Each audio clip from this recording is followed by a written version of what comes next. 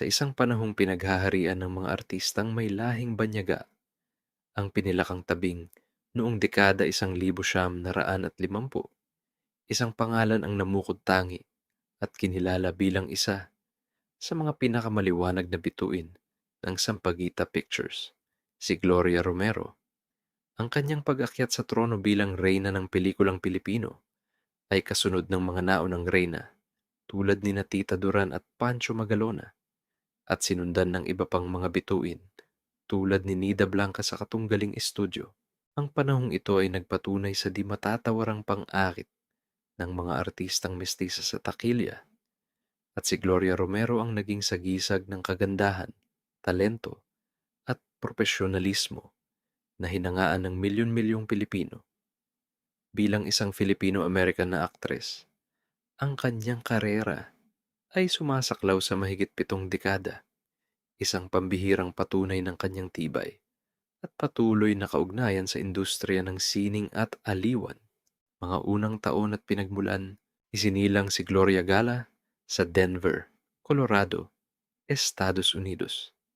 Ang kanyang ama ay si Pedro Gala, isang Pilipino, at ang kanyang ina ay si Mary Borrego Miller, isang Spanish-American. Sa murang edad, dinala siya ng kanyang pamilya sa Pilipinas, kung saan siya lumaki at nag-ugat. Ang kanyang formal na edukasyon ay hinubog sa lalawigan ng Pangasinan. Nag-aral siya ng elementarya sa Mabini Elementary School at tinapos ang kanyang high school sa Riverview High School sa bayan ding iyon. Ang sining ng pag-arte ay tila nasa dugo ng kanilang pamilya. Ang kanyang nakababatang kapatid na si Tito Gala ay sumunod sa kanyang mga yapak at naging isa ring aktor. Gayunpaman, ang karera ni Tito ay hindi nagtagal sapagkat siya ay maagang pumanaw noong 1970. Ang maagang pagkawala ng kapatid ay isa sa mga personal na pagsubok na humubog sa katatagan ni Gloria sa likod ng mga kamera. Ang pagpasok sa Sampaguita Pictures at pagsikat, ang daan ni Gloria patungo sa showbiz ay naging mas madali dahil sa tulong ng kanyang tiyuhin, si Nene Rosales, na noon ay chief editor sa Sampaguita Pictures, isa sa mga dambuhalang estudyo ng pelikula noong panahong iyon. Dahil sa posisyon ng kanyang tiyuhin, nagkaroon siya ng pagkakataong bumisita sa mga set ng pelikula at masilayan ang mahika ng paggawa nito.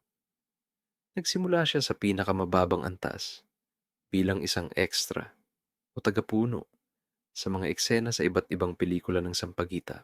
Ang kanyang angking ganda at natural na karisma ay hindi nagtagal na napansin. Ang kanyang unang malaking pagkakataon ay dumating sa pelikulang Palasig, 1952, kung saan nakasama niya ang tanyag na aktor na si Cesar Ramirez. Bagamat hindi pa ito isang pangunahing papel, ito ang nagbukas ng pinto para sa mas marami pang proyekto. Sunod-sunod na pelikula ang kanyang ginawa, at sa bawat isa ay unti-unti siyang nabibigyan ng mas malaking exposure. Sa kanyang ikalimang pelikula, ang Ramon Selga, 1952, sa unang pagkakataon ay binigyan siya ng linyang bibitawan. Gumanap siya bilang isang nurse, isang maliit na papel, ngunit isang mahalagang hakbang sa kanyang papaangat na karera. Ang taong 1952 ay naging napakahalaga sa kanyang profesional na buhay. Sa pelikulang Madam X, muli niyang nakasama ang mag-asawang bituin na sina Cesar Ramirez at Alicia Vergel. Sa proyektong ito, gumanap siya bilang kanilang anak, at dito opisyal na ipinagkaloob sa kanya ang screen name na mananatili sa isipan ng publiko, Gloria Romero. Sa parehong taon, ipinagkatiwala sa kanya ang kanyang kauna-unahang lead role sa pelikulang Monghita. Katambal ang isa pang batikang aktor na si Oscar Moreno. Ang tagumpay ng Monghita ang tuluyang nagpatibay sa kanyang katayuan bilang isang lehitimong bituin. Dito, nagsimulang lumaki ang kanyang mga tagahanga at mas malawak siyang nakilala ng manonood sa buong bansa. Ang paghahari bilang reyna ng pelikulang Pilipino Ang pagkilala sa kanyang husay sa pag-arte ay hindi nagtagal. Noong 1954, nakamit niya ang kanyang unang FAMAS, Filipino Academy of Movie Arts and Sciences, Best Actress Award para sa kanyang di malilimutang pagganap sa pelikulang Dalagang Ilocana. Ang parangal na ito ay hindi lamang isang personal na tagumpay, kundi isang opisyal na selyo ng kanyang kahusayan na nagtaas sa kanya sa hanay ng mga pinakamagagaling na aktres ng kanyang henerasyon. Mula roon, nagpatuloy ang kanyang pamamayagpag sa ilalim ng Sampaguita Pictures. Siya ang naging reyna ng estudyo at itinuring na reyna ng pelikulang Pilipino noong kalagitnaan ng dekada 50 hanggang sa unang bahagi ng dekada 60. Ang kanyang pinakamalapit na katunggali sa titulong ito ay si Nida Blanca, ang pangunahing bituin ng LVN Pictures. Ang kanilang rivalry ay naging isang malaking bahagi ng kultura ng pelikulang Pilipino noon, katulad ng naging tunggalian sa pagitan ni Nora Aunor at Vilma Santos makalipas ang ilang dekada. Subalit, sa likod ng kompetisyon na pinalalakas ng mga estudyo para sa publisidad, nanatili ang profesionalismo at respeto sa pagitan ng dalawang aktres. Ang tiwala ng Sampaguita Pictures kay Gloria Romero ay walang kapantay. Sa katunayan, siya ang tanging artista sa kasaysayan ng estudyo na nabigyan ng pinakamahabang eksklusibong kontrata, isang karagdagang 8 taon matapos ang kanyang paunang kasunduan. Sa ilalim ng Sampaguita, nakagawa siya ng mahigit 30 pelikula. Dito nabuo ang isa sa mga pinakatanyag na love team sa kasaysayan ng pelikulang Pilipino, ang tambalan nila ni Luis Gonzalez.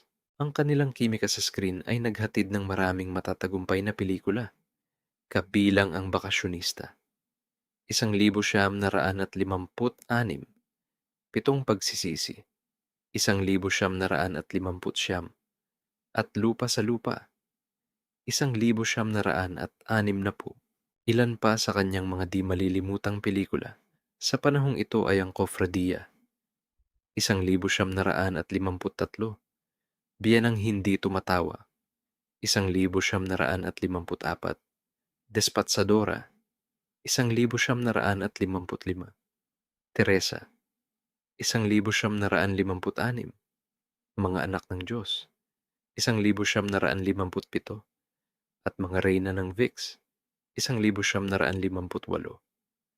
Naging mabenta rin ang kanyang mga pelikulang hango sa mga sikat na comic strips tulad ng Mr. Kasintahan, 1953, Kuripot, 1954, Mariposa, 1955, at Senyorita de Campanilla, 1956, na lalong nagpalapit sa kanya sa masang manunood.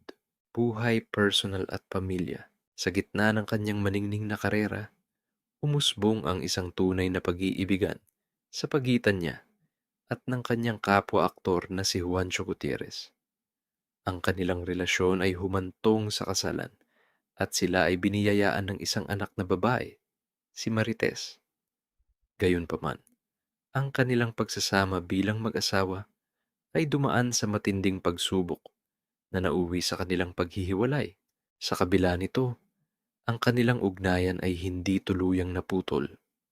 Sa kanilang pagtanda, nang magkasakit si Juancho, hiniling ng kanilang anak na si Marites na kunin at alagaan nila ang kanyang ama.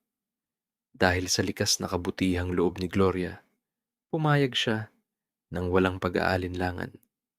Muling nagsama sa iisang bubong ang dating mag-asawa, hindi bilang magkarelasyon, kundi bilang isang pamilyang nagtutulungan. Inalagaan ni Gloria si Juancho hanggang sa mga huling sandali ng buhay nito, isang kilos na nagpakita ng kanyang malalim na pag-unawa, pagpapatawad, at pagmamahal sa pamilya. Sa labas ng kanyang romantikong buhay, isa sa kanyang pinakamatatag na relasyon ay ang kanyang pagkakaibigan sa kapwa-aktres na si Caridad Sanchez, na noon ay nasa katunggaling estudyo na LVN Pictures. Ang kanilang pagkakaibigan ay nanatiling matibay sa paglipas ng mga dekada. Isang testamento sa tunay na samahan sa isang industriyang madalas ay mapagkumpetensya.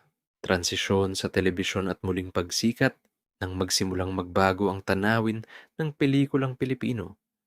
Matagumpay na lumipat si Gloria Romero sa telebisyon noong huling bahagi ng dekada, 1980.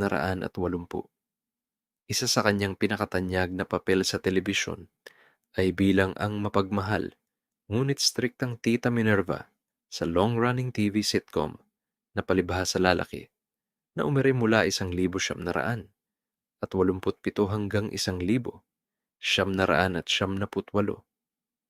Ang kanyang presensya ay nagbigay ng bigat at karangalan sa palabas.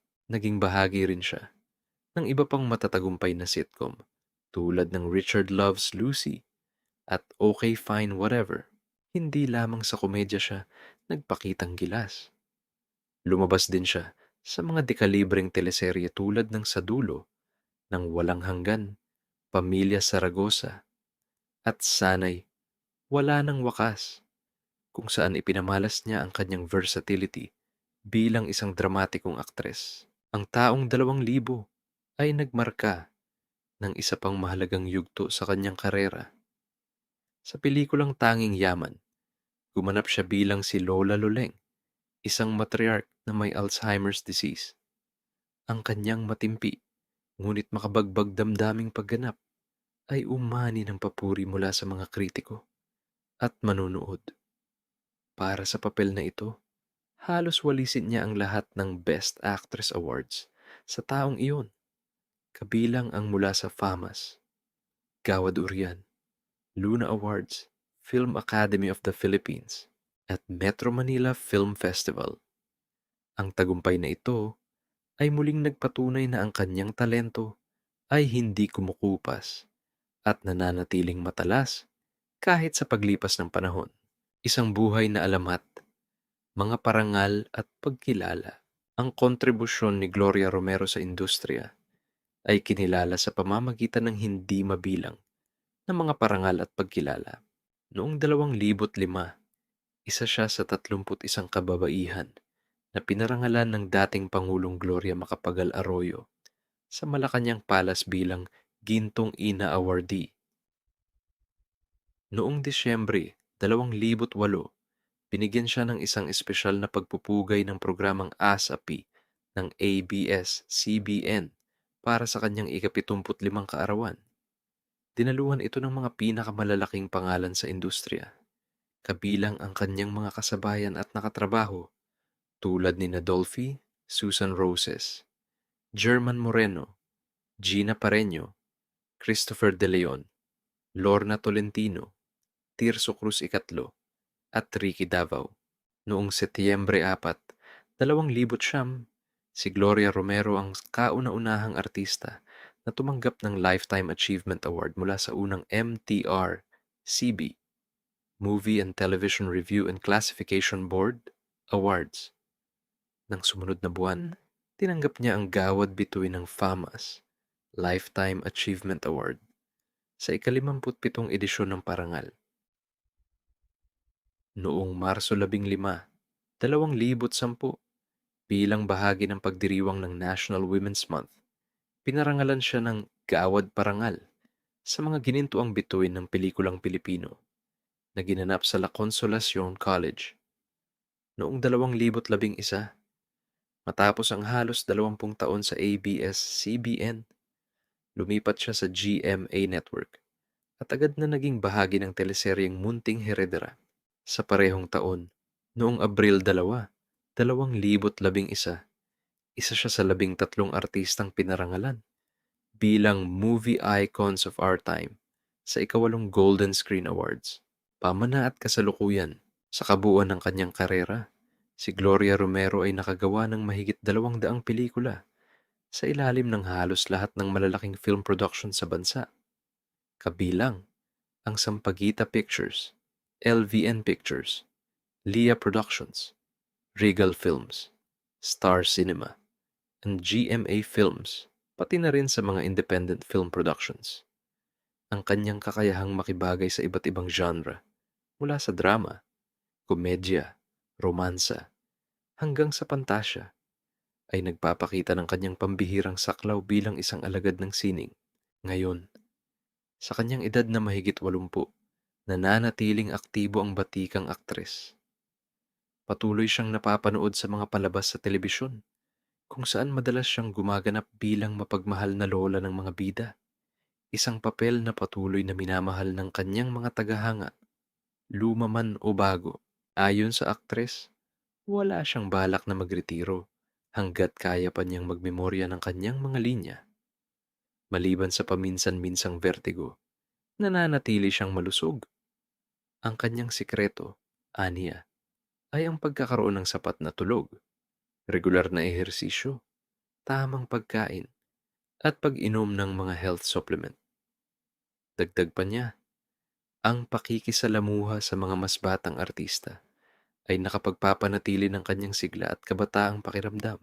Ang buhay at karera ni Gloria Romero ay isang salaysay ng dedikasyon, talento, at katatagan. Mula sa pagiging isang nagniningning na reyna ng Sampaguita Pictures hanggang sa pagiging isang iginagalang na institusyon at haligi ng industriya, ang kanyang pamana ay mananatiling nakaukit sa kasaysayan ng pelikula at telebisyon sa Pilipinas, isang tunay na pambansang yaman.